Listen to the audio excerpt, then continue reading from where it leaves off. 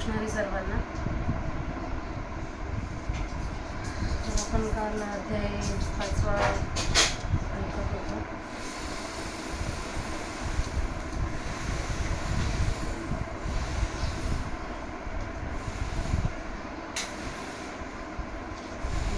आपला सप्तरंग झाला होता. त्यापैकी पुढच्या मी माऊलींच्या सेवेला प्रारंभ करत आहे. वक्रतुंड महाकाय सूर्यकोटी समप्रभा निर्विघ्नं कुरु मे देव सर्वकार्येषु सर्वदा.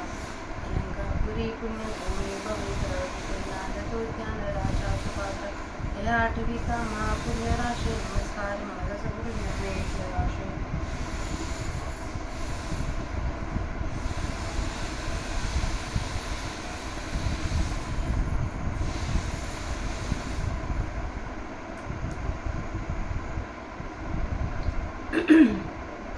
श्लोक क्रमांक 12. युक्तः कर्मफलं त्यक्त्वा शान्तिमाप्नोति नैष्ठिकीम् अयुक्ताः कामकारेण फले सक्तो निबध्यते. तरी आत्मयोगी आथिला जो कर्मफळाशी विटला तो खररी भोनी भरिला शांती जगी. एरू कर्मबंधे किरीटी अभिलाषाची आगाठी फळसला कुंठी फळभोगाच्या. सर्व कर्माणि मनसा संन्यस्यास्ते सुखं वंशी नवद्वारे पुरे देही नैव कुर्वन्न कारयन्.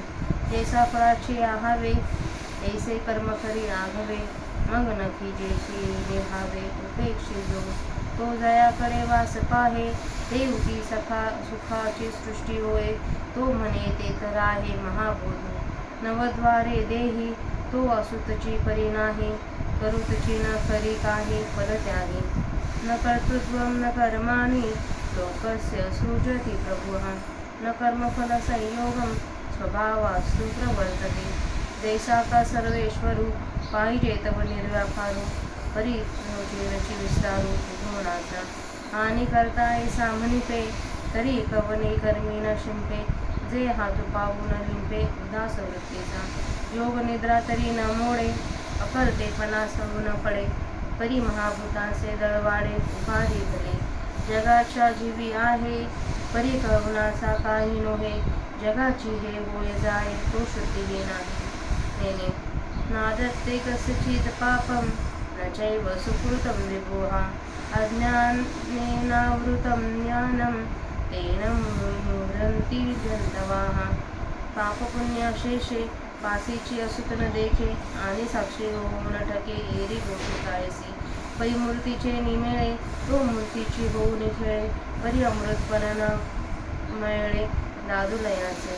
तो सृजी पाळी संहारी ऐसे बोलती जे चराचरी ते अज्ञान गा उधारी पंडू कुमरा.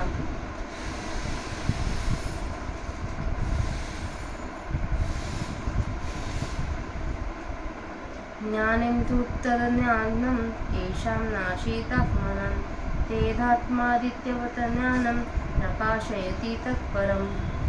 ते अज्ञान जै समूळ फुटे तै भ्रांतीचे मसैरे फिटे मग अकर्तृत्व प्रगटे ईश्वराचे. येथे ईश्वर ऐकू अकर्ता जैसे मानले जरी चित्ता तरी तोची मी हा स्वभावता आधीची आहे. ऐसे निविवेकी उदो चित्ती तया सुबोधे कैसा त्रिजगती देखे आपुलिया प्रतिती जगची मुक्त. जैशी पूर्व दिशेच्या राऊळी उदयाची सूर्य दिवाळी की एरी ही दिशा तियेची काळी काळीमा नाही. तद्बुद्धस्तदात्मानस्त निष्ठास्तात्परायणाः गच्छन्त पुनरावृत्तिं ज्ञानार्धी दूतकल्मषाः. बुद्धिनिश्चय आत्मज्ञान ब्रह्मरूप भावी आपण ब्रह्मनिष्ठा राखे पूर्ण तत्परायण अहर्निशी. ऐसे व्यापक ज्ञान भले जयाची हृदयात वसता आले तयाची समता दृष्टी बोले विशेषु काय. एका आपण पेची पाजैसे ते देखते विश्व तैसे हे बोलणे कायसे नवलु एकम. परिदैव जैसे कवतिके कहीची दैन्य न देखे का विवेकू हा नोळखे भ्रांती ती जेवी. नातरी अंधकाराची वाणी जैसा सूर्य न देखे स्वप्नी अमृत नायके कानी मृत्यू कथा. हे असो संतापू कैसा चंद्रू न स्मरे जैसा भूती भेदू नेनती तैसा ज्ञानी येते विद्या विनय संपन्ने ब्राह्मणे गविहस्तनी शुनी चैव श्वपाके च पंडिताः समदर्शिनाः मग हा मुशकू हा गजू की हा श्वपचू हा द्विजू परिलैतरू हा आत्मजू हे उरेलके ना तरी हे धेनू हे श्वान एक गुरु एक हीन हे असो कैसे स्वप्न जागतया एथ भेदू तरी का की देखावा जरी अहंभाव उरला होवावा तू आधीची नाही आघवा आता विषम काही इहेव तैर्जित हा सर्वो येषां साम्यसिदं मनः निर्दोष हि स्वमं ब्रह्म तस्माद् ब्रह्माणि ते स्थिताः म्हणून सर्वत्र सदा सम ते आपणची अद्वय ब्रह्म हे संपूर्ण जाणे वर्म समदृष्टीचे जी ही विषय संगुण सांडिता इंद्रिया तेन दंडिता परिभोगली निसंगता कामी विना जी ही लोकाचे आधारे लौकिकेची व्यापारे पण सांडिले निदुसरे लौकिक नव्हे जैसा जनामजी खेचरू असुतची जनानो हे गोचरू तैसी शरीरे तो परी न संसारू नोळख तयाती हे असो पवनाचे निमेळे जैसे जळीची जळलोळे ते आणिक म्हणती वेगळे कल्लोळहे तैसे नामरूपतयाचे एरवी ब्रह्माची तो साचे मन साम्य आले जयाचे सर्वत्र गा ऐसोनी समदृष्टी जो होय तया पुरुषा लक्षणही आहे अर्जुना संक्षेपे सांगेन पाहे अच्युत म्हणे. तर आता आपण भगवद्गीतेतील श्लोकांचा आणि माऊलींच्या प्राकृत भाषेतील ओव्यांचा मराठी अर्थ बघूया.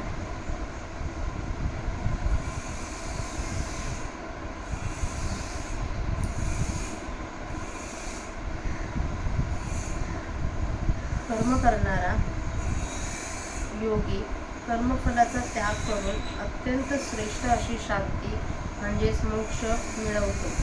कर्मयोगाच्या ठिकाणी अयुक्त असलेला व फलाच्या ठिकाणी आसक्त असलेला मनुष्य कामाच्या योगाने प्रेरित झाल्यामुळे बंधन पावतो.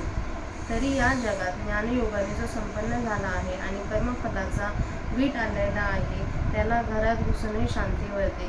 अर्जुना, त्याहून दुसरा अयुक्त कर्माच्या बंधामुळे अभिलाषेच्या दाव्याने फलभोगाच्या कुंड्याला बांधला जातो. सर्व कर्माचा मनाने साक्षात नव्हे संन्यास करून जितेंद्रिय पुरुष नवद्वारांच्या या देहरूपी नगरात सर्व करूनही काही न करता व न करविता आनंदाने राहतो. फलाची इच्छा असलेला पुरुषाप्रमाणे तो सर्व करतो आणि नंतर आपल्या हातून ही गोष्ट घडलीच नाही अशा अकर्तेपणाच्या समजुतीने जो त्याविषयी उदासीन राहतो, जो तिकडे पाहतो तिकडे सुखमय सृष्टी होते आणि तो जेथे सांगेल तेथे महाबोध नांदतो. 9 छिद्रांच्या देहामध्ये वागत असूनही त्याची देहाची तादात्म्य नसते. तो फलाचा त्याग करणारा कर्म करीत असतानाही तत्वतः काहीच करीत नाही. सर्वेश्वर म्हणजेच विश्वाची निर्मिती करणारा, त्यातील व्यापार व त्या व्यापारांच्या फलाचे संयोग यापैकी काहीही उत्पन्न करीत नाही. हे सर्व स्वभावाने म्हणजेच प्रकृतीकडूनच होत असते.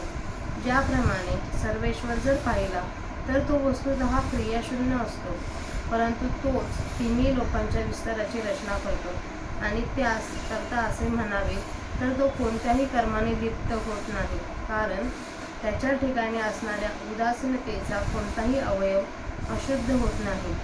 त्याची उदासीनता किंचितही बिघडत नाही, त्याच्या सहस्थितीचा तर भंग होत नाही व त्याचा अकर्तेपणा चोळवटत नाही. असे असूनही तो महाभूतांचे अनेक समुदाय चांगल्या तऱ्हेने उत्पन्न करतो. तो जगातील सर्व प्राण्यांना व्यापून असतो, परंतु केव्हाही कोणाची आसक्ती धरीत नाही. हे जग उत्पन्न होते व नाहीसे होते याची त्यास खबरही नसते. ईश्वर कोणाचे पाप घेत नाही आणि पुण्यही घेत नाही. अज्ञानाने ज्ञान आच्छादलेले आहे म्हणून प्राणी मोह पावतात, म्हणजे ईश्वर सर्वच करता आहे असं समजतात. प्राणी मात्र होणारी संपूर्ण पाप पुण्य ही त्याच्या अगदी जवळ असून तो त्यांना जाणतही नाही. फार काय, तो त्यांचा साक्षीही होऊन राहत नाही, तर मग दुसरी गोष्ट कशाला बोलावयास पाहिजे. सगुण स्वरूपाच्या संगतीने तो सगुण होऊन क्रीडा करतो, परंतु त्या समर्थांच्या निर्गुणपणाला मलिनपणा येत नाही. तो उत्पन्न करतो, पालन करतो, संहार करतो, असे त्याच्या कर्तृत्वाविषयी सर्व लोकात वर्णन होते. अर्जुना, ऐक, ते केवळ अज्ञान आहे. पण ज्याचे ते अज्ञान परमात्म्याच्या ज्ञानाने नाश पावले आहे, त्याने ते ज्ञान सर्व वस्तूंच्या ठिकाणी परमजी वस्तू तिचे सूर्याप्रमाणे प्रकाशन करते. ते अज्ञान ज्या वेळेला संपूर्ण नाहीसे होते, त्यावेळेला भ्रांतिरूप काळजी दूर होते आणि मग ईश्वराचे अकर्तृत्व प्रतीतीला येते. आणि ईश्वर एक अकर्ता आहे असे जर चित्ताला पटले आणि मुळापासून स्वभावतः तोच ईश्वरच मी आहे, तर मीही उघडच अकर्ता आहे, अशा विचाराने चित्तात उदय केला असता त्याला तिन्ही लोकात भय कशाचा.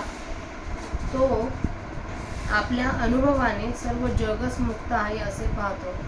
ज्याप्रमाणे पूर्व दिशेच्या राजवाड्यात सूर्योदय रूपी दिवाळी झाली असता त्याच वेळेला दुसऱ्याही दिशेतील काळोख नाहीसा होतो.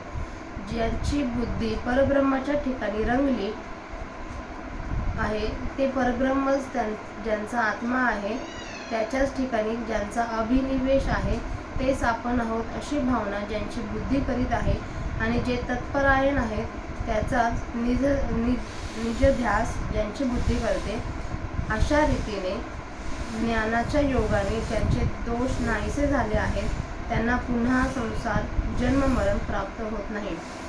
आत्मज्ञानासंबंधी त्यांच्या बुद्धीचा निश्चय झाला म्हणजे साधक आपणच आपल्याला ब्रह्मरूप मानू लागतो आणि आपली वृत्ती पूर्ण ब्रह्माकार ठेवून तो रात्रंदिवस त्याच अनुसंधानात असतो. असे चांगले व्यापक ज्ञान ज्याच्या हृदयाचा शोध करीत आले, ज्यांना प्राप्त झाले, त्यांची जी समता दृष्टी होते, तिचे शब्दाने विशेष काय वर्णन करू. ते जसे आपल्यालाच ब्रह्मरूप पाहतात, तसेच ते सर्व जगाला ब्रह्मरूप पाहतात. हे येथे सांगण्यात काय मोठे आश्चर्य आहे.